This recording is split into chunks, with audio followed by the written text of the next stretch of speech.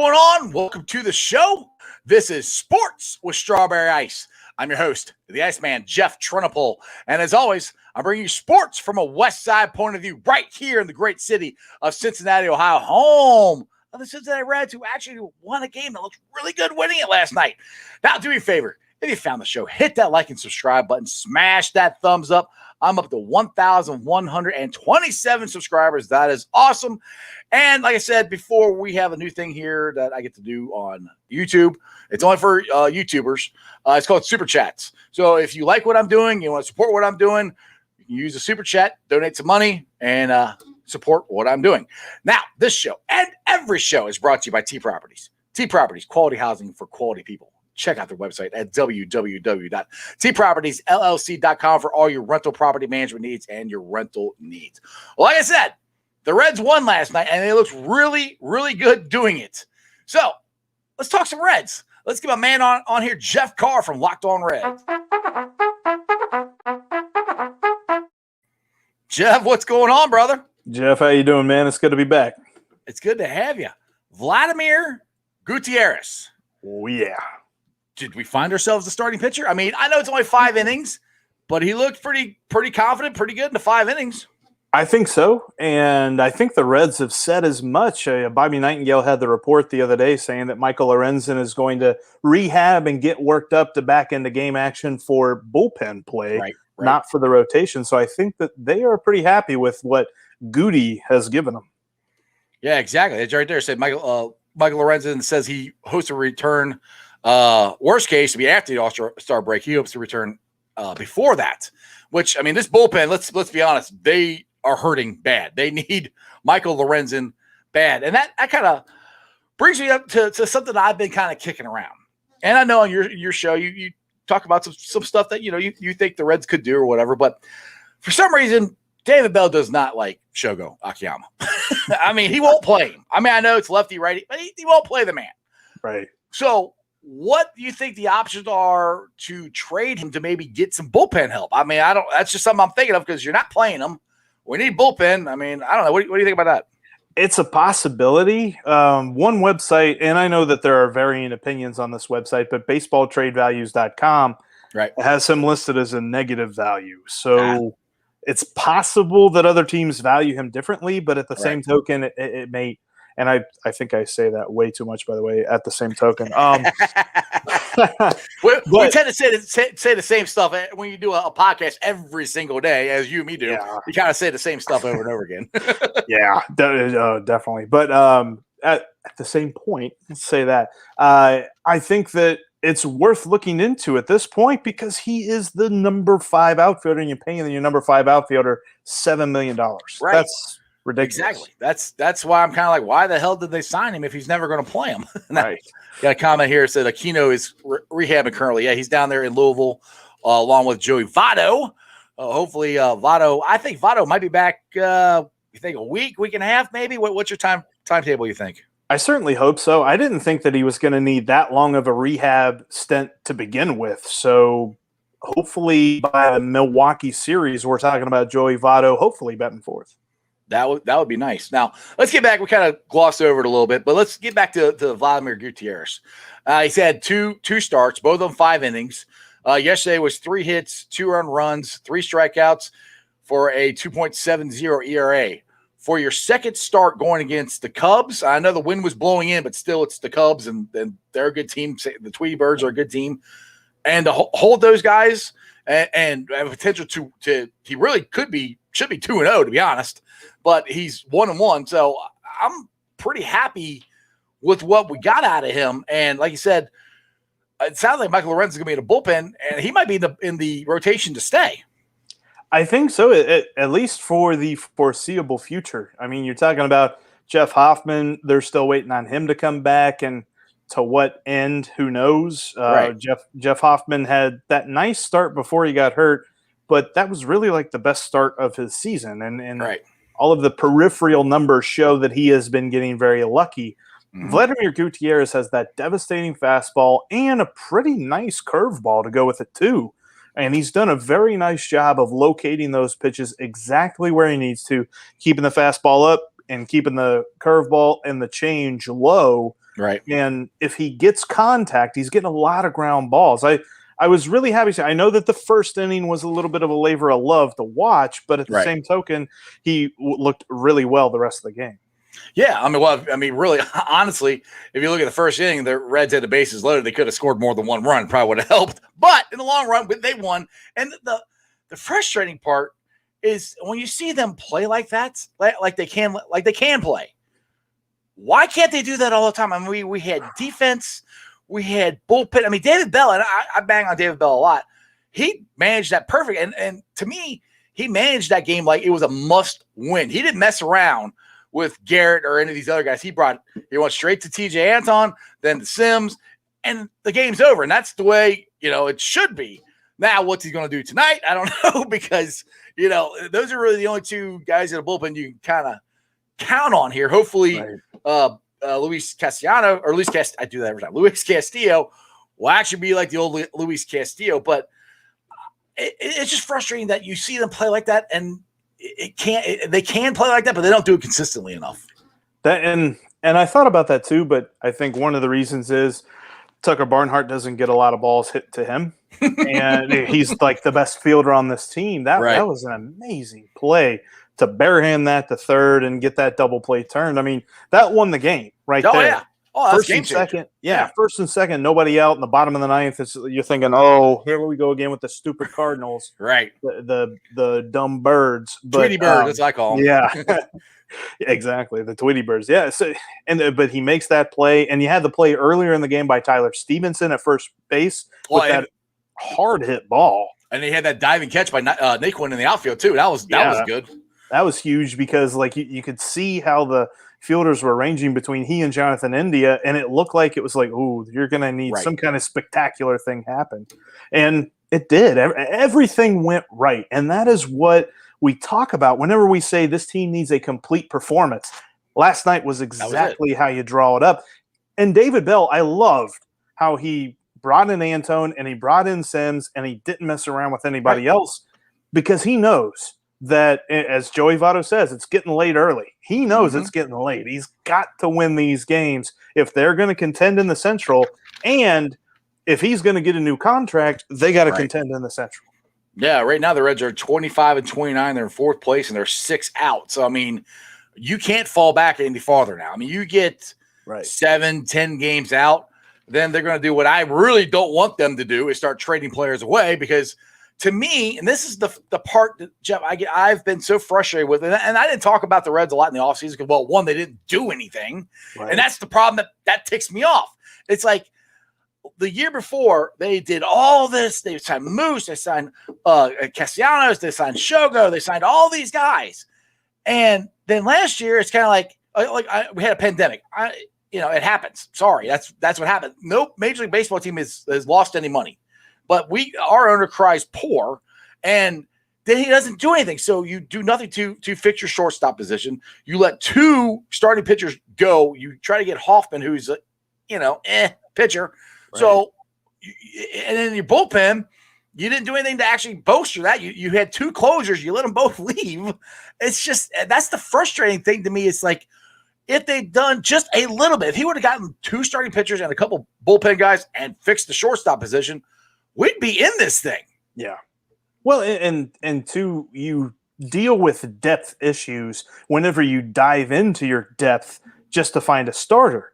Right. And that's what they've done, trying to say, okay, well, Kyle Farmer could start at shortstop. Kyle Farmer's best role is as super utility guy. He can play anywhere and give you at-bats when you need them, things like that. He's not a guy that I want starting every day and tethered to one position. Don't get me wrong.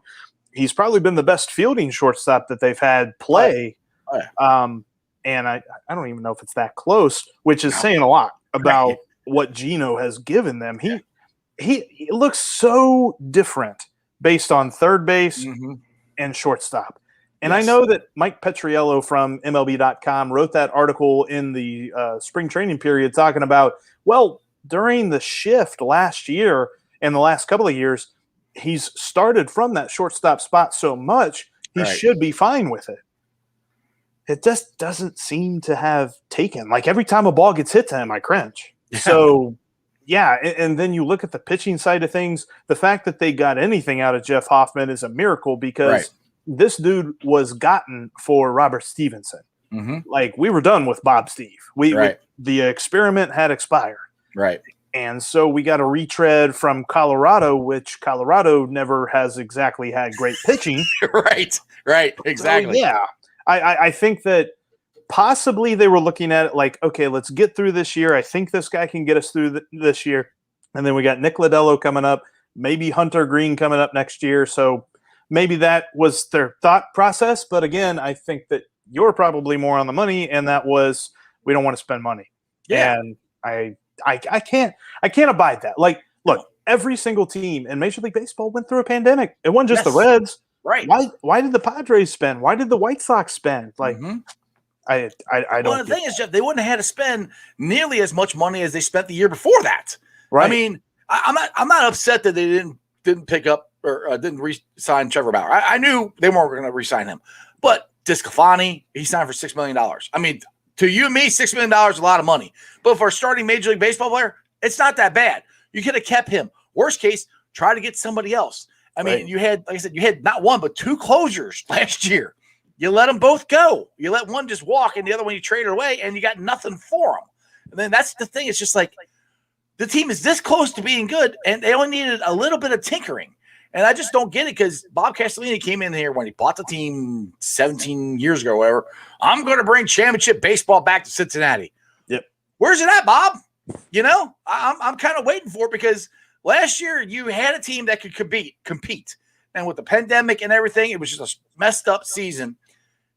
So because of that, you just pull the plug. I don't get that. But then you want us to go, hey, we got all this new stuff at the ballpark. Come check out our new chili dogs and our new playground. I don't care. I want to win, you know? Yeah. So that's good. I mean, we've gone through, obviously they made the playoffs last year, but do we really feel like we got out of the whole 6-7 years of nothing for 22 shutout innings? Like, is that all we're going to get out of this? That's what Reds fans are thinking right now. And I've heard some different takes from whether it be sports talk personalities or broadcasters, what have you, saying like, the fans are really rabid, but maybe they ought to take a step back. It's like, nah, man, this is not just this year. This is 7 years of frustration packed into a year where we were expecting something, and now we're sort of worried that what we expected is not going to come anywhere near to fruition. Right. Well, and the thing is, I mean, I said this on my show a lot every year. I'm like, you got to get off to a good start. You got to get off to a good start. Yeah. Hell, they got off to a great start. 6-1 out the gate. It's awesome. But then you go out to California and you lose 7 in a row, and there goes the great start. And they have not been able to get back to that point. And the funny thing is, like last year's problem, it was the offense. We had great pitching. Our starting pitching was awesome last year. Our bullpen was awesome last year. This year it's the opposite. We can score 17 runs, and we can also lose a game 18-17. You know, we score enough runs. We just can't get the starting pitch. I mean, a huge thing, obviously, is Sonny Gray, Luis Castellanos, and Garrett. Those three not coming anywhere close to what they've normally done has really hurt this team. And that, to me, shows even more of what they didn't do in the offseason because there's nothing there. If these guys don't work, there's nothing behind them. And I always say that relief pitching is a fickle thing. So, and that doesn't even just go from year to year. That goes from month to month. I mean, think about Heath Hembry. His first 9 appearances, he doesn't give up a run. Right. These last couple of appearances, he's looked pretty mortal. So I don't know what we're going to get from him moving forward. I don't know that we should have had that high expectations of him anyway. Right. But at the same token, like when I look at Amir Garrett, I just don't get it. He doesn't have command. And it's like his stuff, he doesn't almost have confidence in it. He continues to say he's got confidence and he's the same old AG, but he gets out there on the mound and it just doesn't – there's something not connecting there. You know, it's frustrating to watch. And I look at this bullpen, and outside of Antone and Sims, I'm not seeing anybody step up for more than, let's say, 3 or 4 games to the point where I'm like, okay, we have a reliable third option. Hopefully Michael Lorenzen can be that guy. But, I mean, you're right. They did not do anything to really, really adjust that. in the offseason. I mean, to me, if our only option is Michael Lorenzo, which I mean, at the earliest, Michael Lorenzo will be here at the end of the month. I mean, we still got weeks to go. Like tonight, yeah. I'm really worried about tonight. I'll be honest. I mean, I loved what David Bell did last night. I have no problem with it, but because I think sometimes you got to manage in the moment, in the game, to try to win that game. You worry about tomorrow, but it's tomorrow. So if Luis Castillo does not pitch good, we're in trouble. I don't know because I don't think Sims and Anton both pitched 2 innings. I don't think you can bring either one of them back tonight. I don't know what you do. You know, I mean, you pray to God that Luis goes and decides to pitch a complete game. I guess I don't know. There's a friend of the podcast, guy named JoJo Jammer on Twitter. He asked me on Twitter. He's just like, so can David Bell just pitch Anton and Sims all weekend and deal with the consequences afterward? I'm like, well, maybe. You know, like I'm not enthused about seeing Sean Doolittle come in. And like last night in the 9th, whenever Hembry was warming, and Sims was in trouble, I'm like, no. I was like, please God, no. Oh boy, Sims. Yes. You got to make some pitches here, man. Yes. I was on the edge of my seat with that. I'm like, yeah. So you've got, I mean, Ryan Hendricks has shown some promise, but he's a rookie, and there have been appearances where he's looked like a rookie. He's got some great stuff. That electric fastball and that electric slider. Right. There is reason for hope, especially for the years to come as him as a Red. But right now, is he the third best guy in this bullpen? Right. Probably not.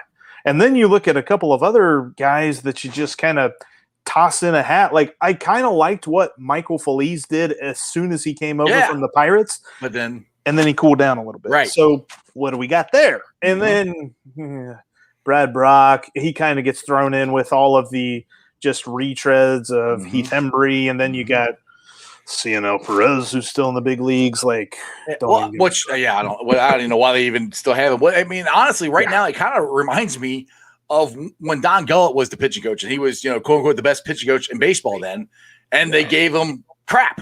There, go make something out of this, and that's kind of what they're doing to DJ right now. I think we're paying him all this money. Here's guys off the scrap heap. Go do something with it. I mean, to me, I don't want to do this, but if they get close, they might have to, and that's bring up Lodolo and Green and try them out. I'm not even saying start, try them out of the bullpen. I mean, I'm more okay with Lodolo than I am Green. I really, really would like Green to stay down there all year because he didn't pitch at all in like a year and a half. He's come back from Tommy John. I think Lodolo is more ready than Green is. But I mean, honestly, who else do they have down there? I mean, there's a couple of guys that you might be able to squint and see, like Philip Deal. If he continues to keep pitching like he is at AAA, he's looked pretty decent, but it's a tiny sample size. Right. Maybe you bring him up. They just DFA'd Hector Perez, one of the guys who I kind of figured was in the Louisville Cavalry, but apparently he's not even pitched well enough at AAA to garner a roster spot, so he's not in the picture anymore. I don't know, man. Like I think you're right. I really don't want to see the Reds make a move with a prospect out of desperation. Just desperation.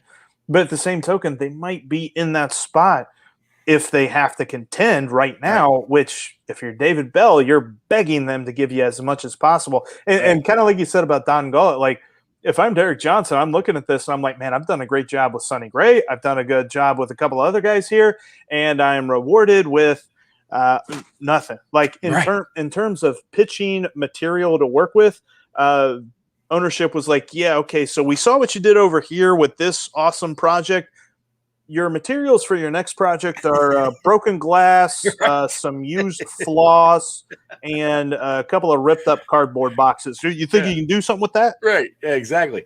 And I mean, to be honest, I really do not want them to bring up Hunter Green or Lodolo. I don't, because to be honest, I think they have done this a lot of times where they brought guys up too fast. I mean, I'll say this forever. They brought up I can't think of his name now. Homer. Oh my, yes, thank you, Homer Bailey. They brought him up too soon because they were desperate. They didn't have anything, and it took him a good 4 years. And I don't think he ever really got to where he could have. Right. I mean, I know he had 2 no-hitters and he had a couple of really good years. he was supposed to be the next Roger Clemens. I mean, that's what they were touting him as, and they brought him up too soon. And that's what I do not want to happen to Hunter Green and Lodolo. And again, that goes back to if you would have, it's a slow cycle downhill. If they would have done something in the offseason, we wouldn't even be talking about bringing these guys up, And that's where it's kind of like they're in a rock and a hard place. They either need to make a trade to get somebody, like I suggested, which I love Shogo. I really want him to play more. But if he's not going to play, maybe they could ship him out. And the kid they just brought up to AAA, he's a third baseman. I can't think of his name right now. But anyway, he's a up and rising star. Maybe you might be able to get something. Because, his third baseman, we got Gino. We got Jonathan India. We got Senzel. We got a whole bunch of third basemen. We need a shortstop. But, we need bullpen right now. So that's where I'm kind of like, they got to be looking and trying to do something like that.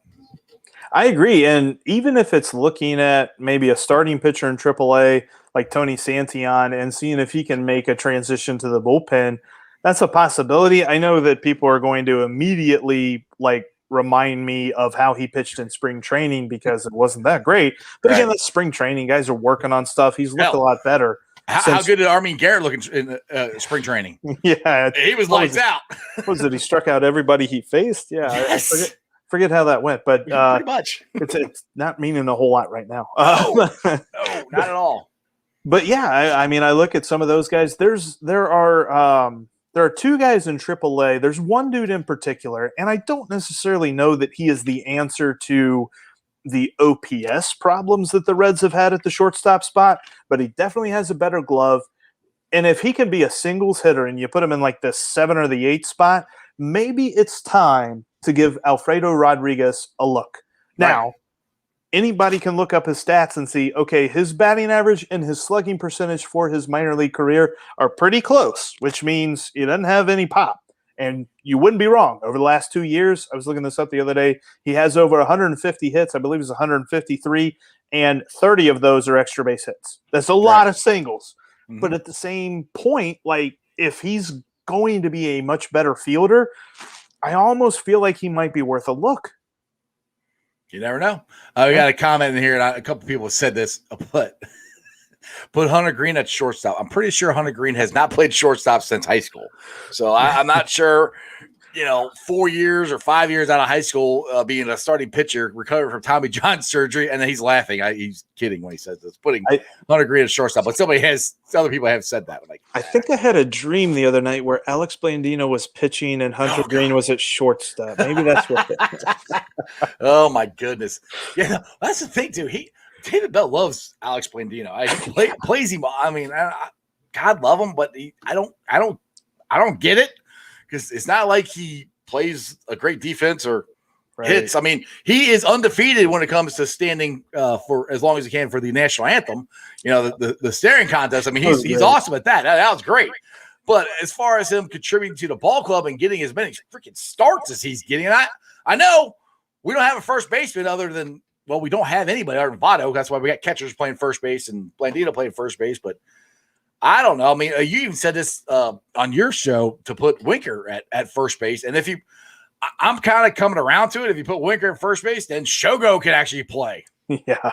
And that still would be kind of cool. I'm not going to lie. I kind of think that Tyler Stevenson has found money there. I think that, and it's not as if I'm going to expect him to be everyday first baseman for his career, but if you can swap him out on an off day and tell him, you don't need to bust your knees behind the plate, you can play some first base, then I think that would be a nice thing for his career moving forward.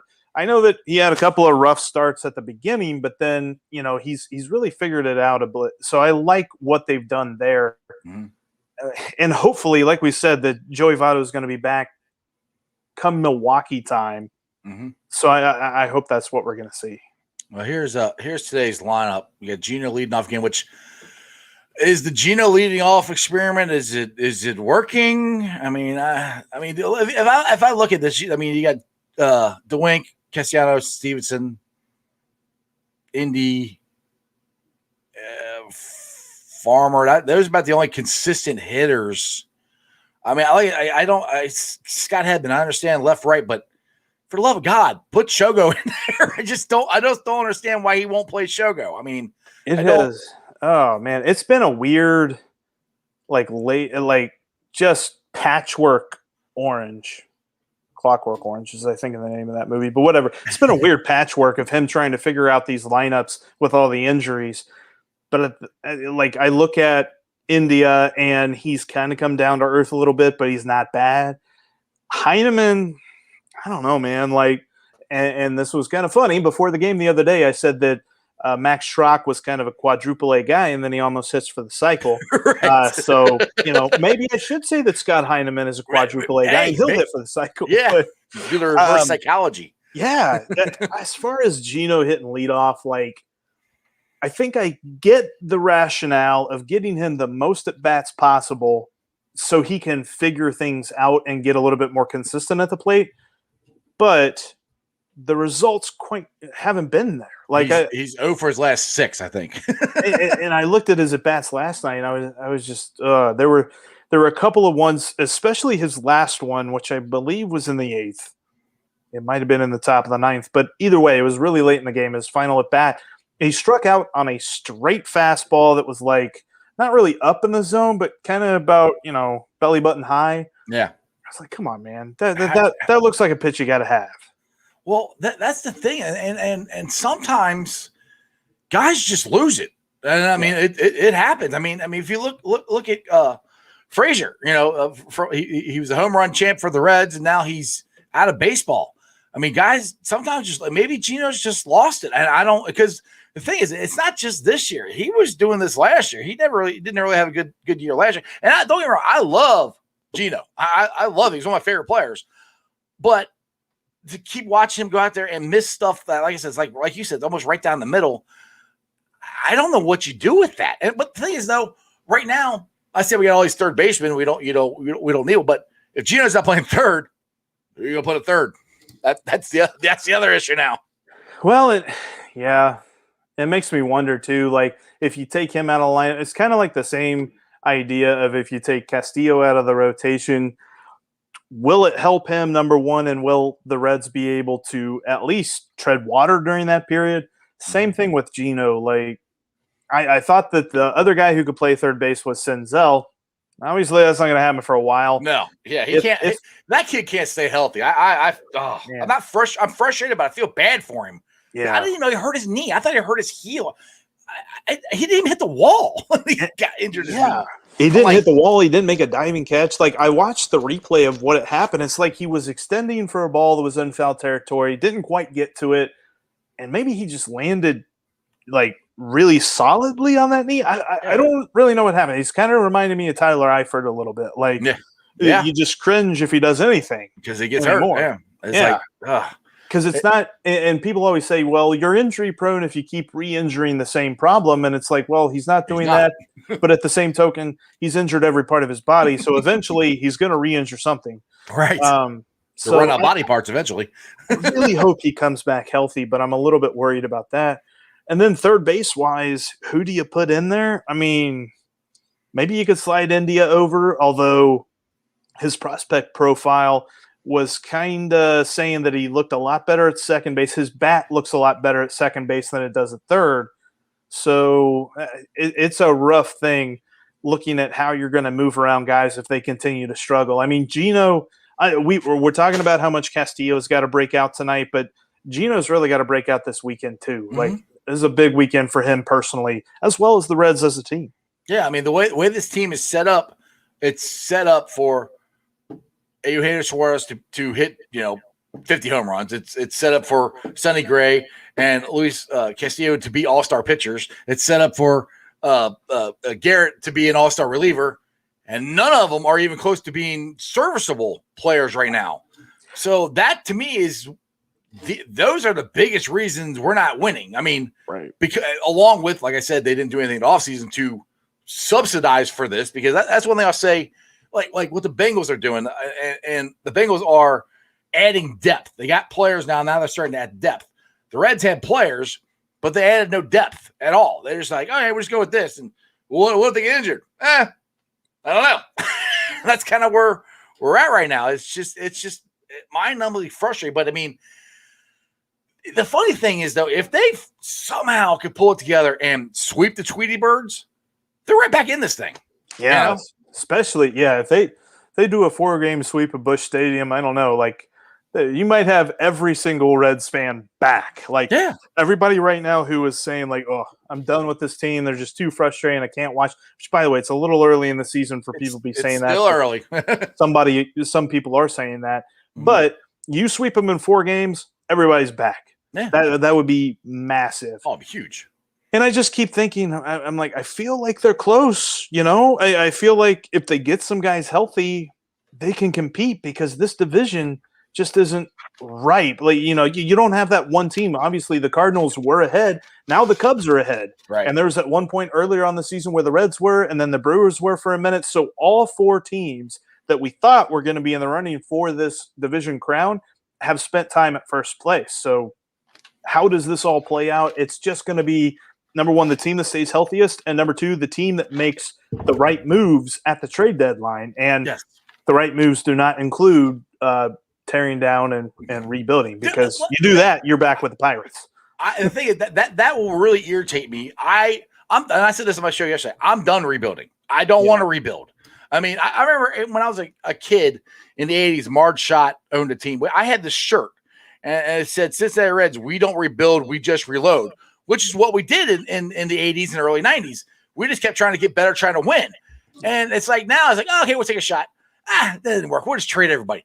No, don't trade everybody, because honestly, and I'm not trying to be, over optimistic, but we're a talented team. You just need to add some parts to it. It's not.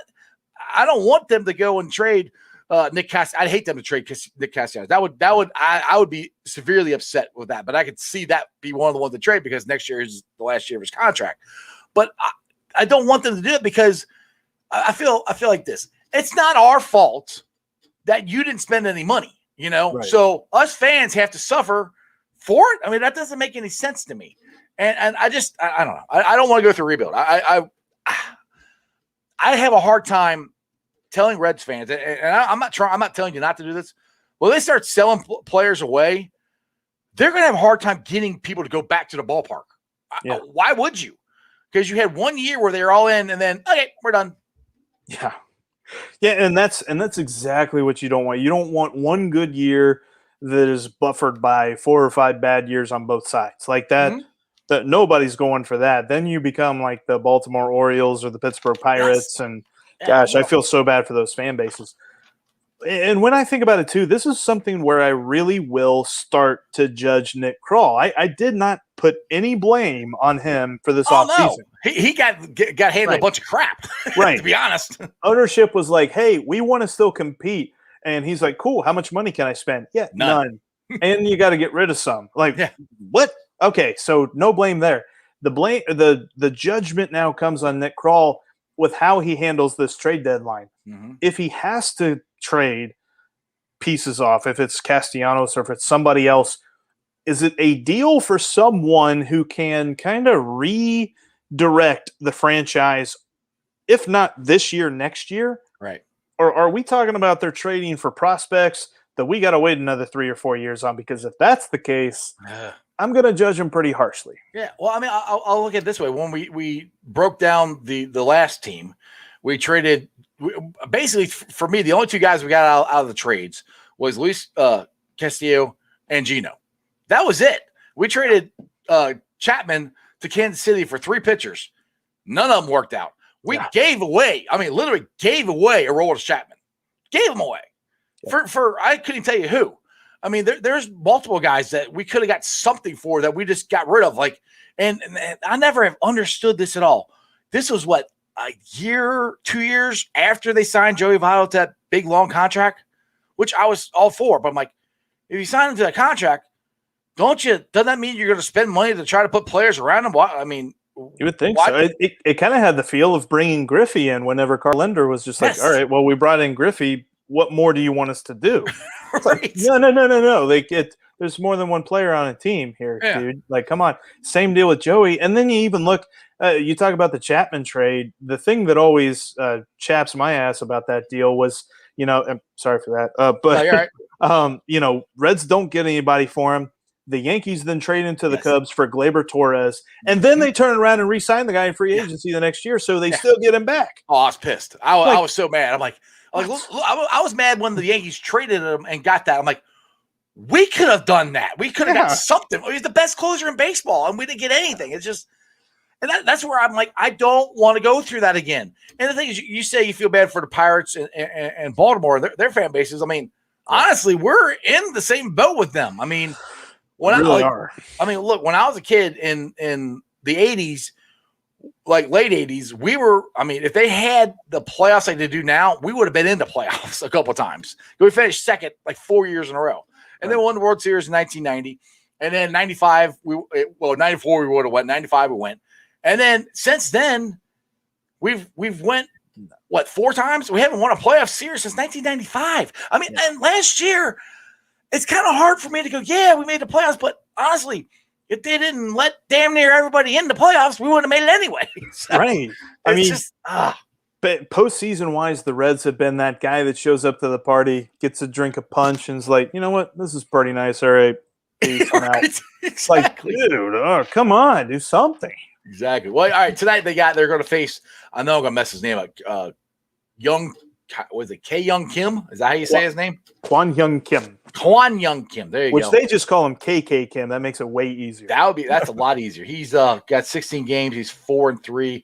Got 2.61 ERA, 76 innings pitched, 33 strikeouts, and his WHIP is 1.41. So if you're looking at it on paper, they got the better pitcher right now.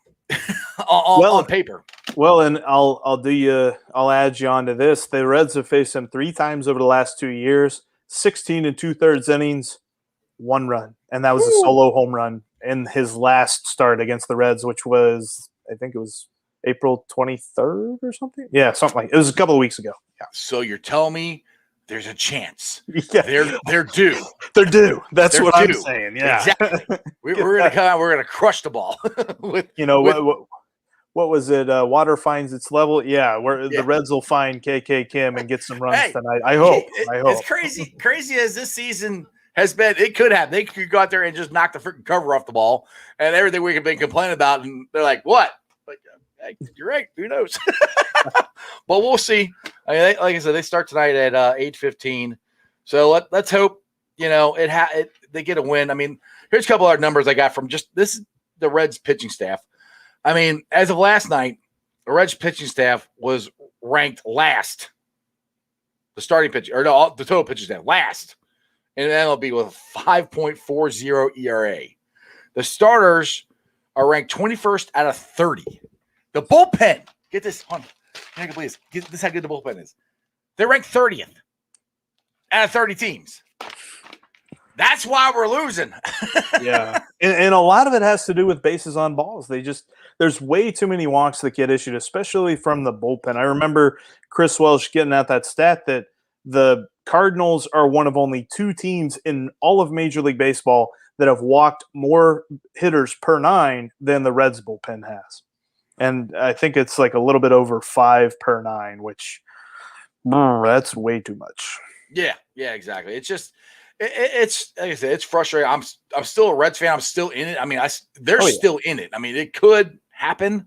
I'm getting less and less thinking it's likely to happen because of just the way it's been going and the players that they have. To me, they've got to find somebody, either a trade or they find somebody like another Gutierrez. They find somebody in the minor leagues that can come up, but it's going to be an uphill battle, especially with as injured as they are, because before they were out slugging everybody. They're still hitting good, but they're not scoring like they were. I mean, I know they had 11 runs the other day against Philadelphia, but that's before the beginning of the season, they were just absolutely destroying the ball. It wasn't even close. And that's the thing too. Like I always try to be optimistic with the Reds, and we're not there yet, but there usually is a point in time during the season where the optimistic side of me just turns into a repeat voicemail machine where I just keep saying, it ain't over until the fat lady sings. It ain't over till the fat lady sings. And then, someone would be like, well, why? I'm like, it ain't over till the fat lady sings. Like, we're not there yet, but it feels like we're getting close. Yeah, I mean, like I said, I people will be on there, and you have the grumpy Reds fan, like, oh, that same old Reds, they don't do anything. Last season's over. I'm like, it's not over yet. I mean, it's getting close, but it ain't over yet. I mean, we are in June, and my point is, I think they have to at least by the All-Star break, they've got to be at least within striking distance. And striking distance for me is at least 4 games, 4.5 games. To me, if I don't know what Castellini's thinking or anything, but if you're 4.5 games out of the All-Star break, you got a shot. And to me, and this is a winnable division. It's not like anybody is running away with it. I mean, none of these. I don't think that the Cubs are that much better than us, or the Cardinals are that much better than us, or the Brewers are that much better. I mean, they're all kind of about the same. They're all okay teams. They have flaws. Ours are a little bigger right now because a lot of the injuries. So I guess my point is, they got to tread water at least and get close at the All-Star break, and hopefully they'll make a trade or do something to help this team out. And I don't know if Bob's going to want to do that or not. I'm not sure. Yeah, anytime I always say this when it comes to Cincinnati sports, but anytime you got to put it on the ownership, I'm not confident. Right. So exactly. I hope we don't get to that point. Exactly. But we do have some good news that, like I said, in the minor leagues here. Where do I have that? Oh, here it is. Nick Lodolo. Like I said, we've talked about possibly bringing him up, but I mean, there is hope for the future. I mean, we have Nick Lodolo, we have Hunter Green in the minors. Nick Lodolo was named AA South Player of the Month. He dominated the month of May, securing a stellar 2. I'll get it right. 2 wins and posted a stellar 1.01 ERA. And his whip was 0.83, which is the lowest in the AA South. So that is good news. That is, to me, that's why I don't think the Reds, even if it doesn't work out this year like we thought it would or should, they shouldn't just dump everybody and rebuild. I mean, the thing is, like you said, if they do that, Nick Krall has got to make trades for players that are major league ready now. Because I'll talk about this. I was watching the Yankees and the Rays game the other day, and the Rays are excellent at this. They drive me nuts because my wife is from Tampa Bay. So my in-laws all like, all you guys got to do is do what the Rays do. I'm like, well, not everybody can do that. Right. Well, they traded Archer a couple years ago, who was one of the best pitchers in baseball at the time, to Pittsburgh, and got 3 starters. Yeah. Two pitchers and their DH. Now they got Archer back, which is it's kind of a Chapman thing with the Yankees. But that's where the Krall, like you said, you're going to have to if they do start making trades, that's where he's going to be measured on, because it didn't work. We didn't really make a lot of good trades the last time they started dumping guys. Right, and they made that savvy move with the Brewers where they give up Willie Adames, but at the same token, they get back J.P. Fyerson, who the Locked On Brewers guy that I've talked to before was very high on him, thought that he had a very bright career ahead of him in the Brewers bullpen. And sure enough, the Rays are able to finagle him out from underneath the Brewers and bring him down south. And they always get those kind of deals. I'd love to see Nick Krall get a couple of those, because we have way more Jim Bowden trading Felipe Lopez and Austin Kearns for Gary Majeski, Bill Bray, and the bloated corpse of Royce Clayton than we do trades that we look at and be like, boy, that was a fleecing. Feels like we can say that about Gino. Oh yeah, they fleeced the Tigers for Gino. But what's the thing with Castellanos or Castillo? Yeah. It was who was the pitcher? Dan Straley. Dan Straley. Yeah. That's a Dan Bailey. That's Dan Straley. He was our best. He was our best pitcher at the time. I'm like, I was like, why the hell are we trading him? Well, now I see why. It was pretty good. It was a pretty good trade. So I have a question. We know about Lodolo. We know about Hunter Green. What other prospects do the Reds have down in their minor leagues? Is there any good ones we should keep our eye on here in the next couple years that you know of? There are just a couple that I I see that Doug Gray over at Reds Minor Leagues keeps up with. A couple of guys that I think hopefully will get the call soon are like TJ Friedel in AAA. I think that he could be maybe a decent outfielder with his speed and his glove. Maybe his bat comes a little bit along with it. There's nobody that's really lighting it up who's close. The dudes who are going to light it up are probably about 2 or 3 years away, like Austin Hendrick, Reese Hines, Tyler Callahan, those guys who are all Hendrick's an outfielder. Hines, I believe, is a third baseman, and Callahan's a second baseman. But they all have great bats. You're also looking at like Michael Ciani, although Ciani's a bit of a light-hitting, speedy glove-first center fielder, and he just got called up to Double-A, so he might even be a year away too. But there's guys like that that are interesting in a year or two, like not necessarily right now, which is kind of the biggest bummer of looking at some of these guys on the roster. Like, okay, we have some guys that we aren't sure that the Reds can move if they get to the point where they have to, and they don't really have anybody who's ready that is of prospect status who are really going to move the needle. Now, like I said, I do not, and I repeat, do not want them to do this. But if you're looking, if they do bag it and say we're going to fight again next year or whatever, if they do try to trade Nick Castellanos, well, I will be heartbroken if they do. But if you're going to trade him, this is the year to do it because he's got another year on his contract. You're going to get the most out of him. To me, you're never going to get it unless you get 3 All-Stars, which would be the turn into All-Stars. That's, to me, you gotta get major prospects. Do you think that's possible that they can get that for Nick, or is it just, to me, like I said, I want to keep him. But what's your thoughts on that? Right. Well, and to clarify, his contract actually has 3 more years. It's just he has the option to get out of it this year. Yes, you're so right. I almost wonder, and his agent is Scott Boras, so really doubt that they could even do this. But if they could get some kind of guarantee that he's going to stick around, I'd almost say keep him.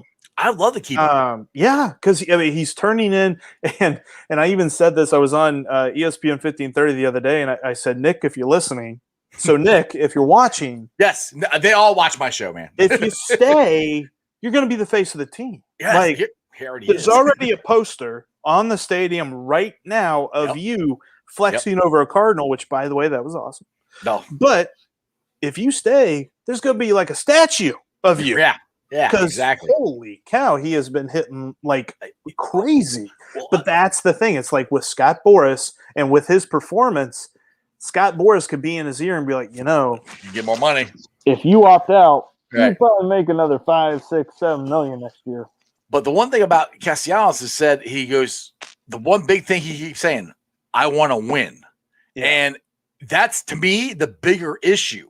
If he doesn't think the Reds are all in the win, he'll be out of here. That's where I think it is.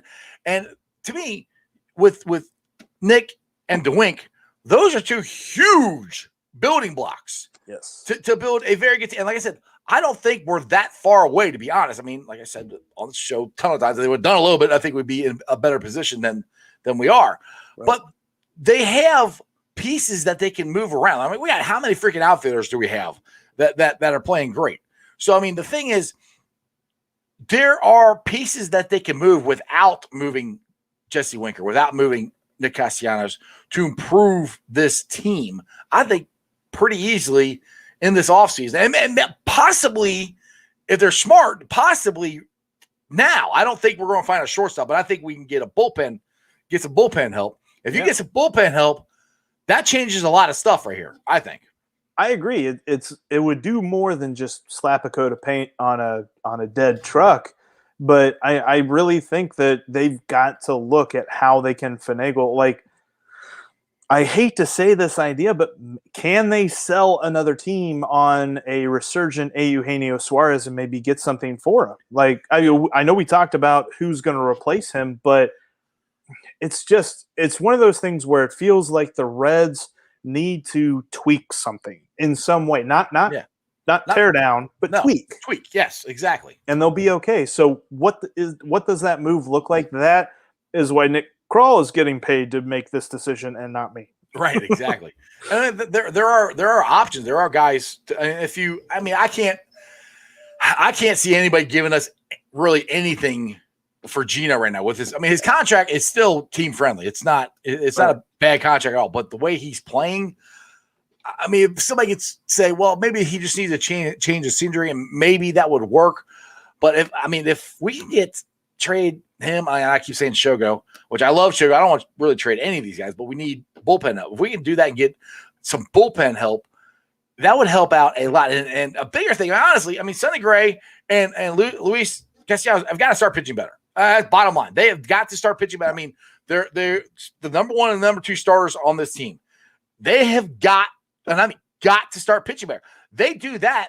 That changes everything. They got to start pitching better. Garrett got to start pitching better. Those three guys start pitching like they can pitch. This season could have been a lot different.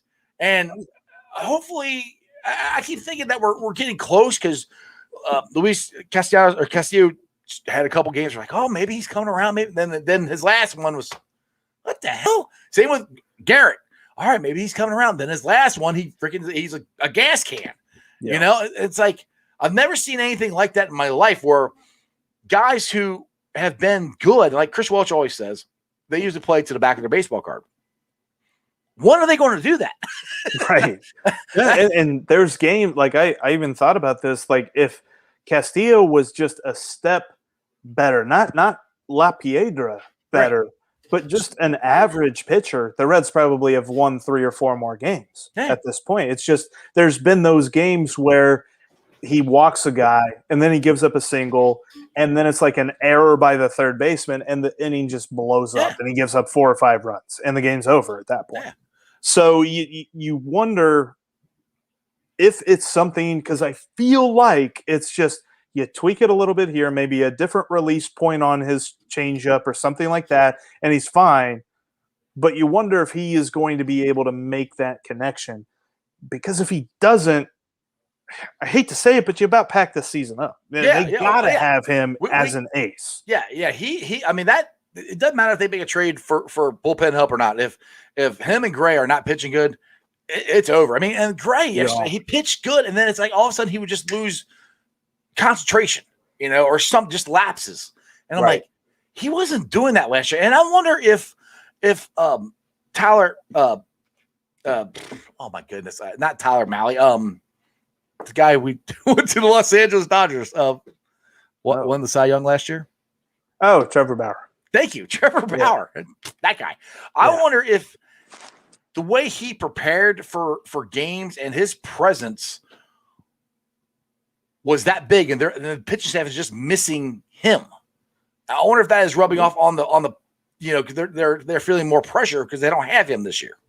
It could be. I mean, I remember in the offseason, Michael Lorenzen talking about how much of an impact that Trevor Bauer had on him. So I can only imagine what he would do for Castillo or for Sonny Gray or something like that. Especially, I could see, because, Sonny seems like a real laid-back dude. Like, I could see Trevor Bauer kind of being just the right antithesis to his demeanor that it kind of evens him out and helps him out.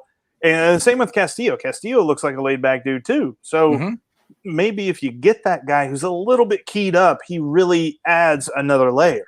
Right, exactly. Got a question here from Tim, wants to know, so does Votto retire in 3 years? Honestly, I wouldn't be surprised, to be honest. I mean, yeah, he said that when he feels like he is not contributing anymore, he's going to retire.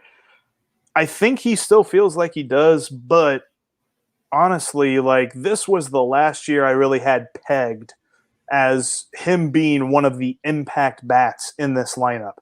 Next year, he's going to really, I think, take another step toward retirement. And not, I don't mean that in like a, I don't mean that in a demeaning way. I just mean that's how the career goes. It's like Albert Pujols going to the Dodgers. Was anybody really thinking that, the Dodgers were an Albert Pujols away from going back to the World Series? No, he's just kind of there to finish out his career as a super pinch hitter who will hopefully hit enough home runs to get to 600 or whatever. Right. At the same point, when you look at Joey Votto, the idea of the guys who have filled in for him at first base while he's been hurt is not just for this year, but it's also kind of seeing what you got, because you don't have a first base prospect in AAA or even AA or really even single A. Like, you would have to move one of the top guys over to first base and get him acclimated. Then you could call him a first base prospect. So how do they deal with that? They have not addressed that thought yet. Well, I think that's a good point there. And honestly, Tyler Stevenson is a really good person to move over there, because he's up here for his bat. I mean, he does okay behind the plate, but he's not, a great defensive catcher. And, as catchers get older, it gets harder and harder for them to hit. So, I mean, he would be a great option, I think, to possibly replace Votto in the future. And thinking of what Yasmani Grandal got paid by the White Sox and what Tucker Barnhart's option, which is a team option, for next year being $7.5 million, with the way that Barnhart's bat has really had a renaissance this year, $7.5 million looks pretty good. So maybe you keep him for another year, and Stevenson kind of plays mostly at first base, and then on off days plays catcher, and then that's when Joey will get his first base playing time. Because with the DH, I'm sure that with all the CBA stuff that's going to happen this offseason, which is going to be ugly, I know. Yeah. But I'm sure the National League is getting the designated hitter next year, which is really going to help out with Joey. He can DH most of the time. Yeah, I mean, honestly, that out of all the rules that they kept from last year, that was one I was kind of surprised that they didn't. Now, I know this has benefited the Reds like crazy, but one of the dumbest ones I can't stand is the ghost runner at to start extra innings. But I mean, it's benefited the Reds. I mean, we're that's the thing too. You almost feel more confident in the Reds winning a game if they go in extra innings, because we won a ton of those in extra innings. There's been a couple of people surmise they're just like, do the Reds just play and hope that they get to the 10th inning? And it's like, well, I don't think so, but they do seem to like that runner starting on first. But exactly. Yeah, it's been weirdly. I feel like it's kind of one of those fluky things. Like, we always talk about one-run ball games, like they are super meaningful. But if you really think about it, there's a little bit of flukiness to it. So when it comes to that runner on second and being such a boon for the Reds, that maybe that's just kind of a stroke of luck for the sample size that they've shown. And if they continue to do that, maybe it starts to bend the other way. So yeah, I don't want them playing with the mentality, let's get to 10. Right. I want them playing in the mentality, let's get 27 outs and let's have more runs than the other team and let's get out of here. Exactly. Crown Up Kid's got a question here. He said, "Will the Reds have 2 All-Stars?" Well, I think they're gonna have 2 for sure. I mean, I don't think. I think it's the Wink and Nick, but there's not anybody else on this team that even remotely. Yeah, even remotely should be even considered. I think it's them too, and I mean, maybe you could make an argument for TJ Antone as a reliever. Oh, true, yes. But it should definitely be Jesse Winker and Nick Castellanos. It would be a massive injustice if they don't. Well, they should start too, which I mean, I don't know. But it's always a popularity contest. I don't know. The only other outfielder I think that challenges them is Acuna. But there's 3 outfield spots. Yeah, so there you go. Exactly. Exactly. All right, man. Well, it's about 6:30. I appreciate you coming on here and yakking with me about the Reds for an hour. So tell everybody where they can follow you and about your podcast and everything you got going on. Jeff, always like talking with you, man. You can follow me on Twitter at Jeff Carr with 3 Fs, and you can also follow the show's the Twitter for the podcast at Locked On Reds, and you can follow the podcast wherever you get your podcasts. And he does it every single day. Every day. All right, Jeff. Appreciate you, man. Hey, hopefully they'll win tonight. We'll see what happens. You never know. We get a second in a row tonight. It's going to be a good night. Yeah, dude. That's if we win tonight, we got a really good shot at sweeping this thing. Tonight's the one that scares me, but we'll see. All right, brother. Take it easy, man. Thank you for coming on the show. See you, Jeff. All right, guys. Hope you guys enjoyed that Crown. You glad we had some Reds talk? Yeah. I try to get some on here. Tim, you have a great weekend too, buddy. And anyway, yeah, I like trying to get some Reds talk on here. I just get so frustrated with. That's why I didn't talk about them a lot in the offseason. One, they didn't do anything, so it's kind of hard to talk about them. And I would think about more, it really irritate me because I know should have a really good team. Now, like I said, it's going to be very interesting what happens tonight. And I love how David Bell managed the game last night. He wanted to win the game. He managed like that. He went right to TJ Anton for 2 innings and right to Sims for the end. Now, the problem is, what's he going to do tonight? I don't know. Hopefully, Luis Castillo, exactly. Bud Lights for everybody. There you go, Crown. It's my boy. Hopefully, Luis can be like the old Luis, or just slightly remotely close to the old Luis would help a lot tonight. And, we can get, he can get 5 or 6, 7, well, not 5, 7, 6, 7 innings would be nice. And you only got to cover like 3 with the bullpen. So, oh yeah, Maddie, sign's going up. All right, cool.